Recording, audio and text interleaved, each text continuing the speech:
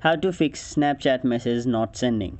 Hey everyone, welcome back to another tutorial video. In today's video, I'll show you how you can fix your Snapchat when message is not being sent.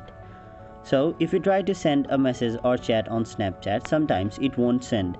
So in order to solve the problem, there are a few solutions. The first one is go to your Play Store or App Store and then type in Snapchat.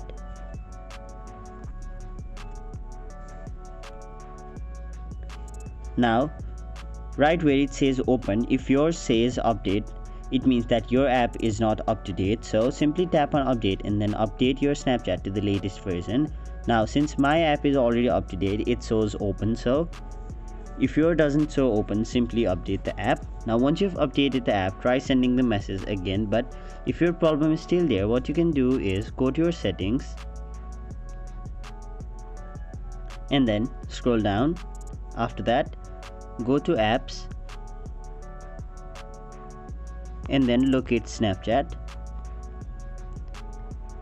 Now go to storage and cache and then simply clear cache and then clear storage as well. Now go back to Snapchat and then re-log into your Snapchat account.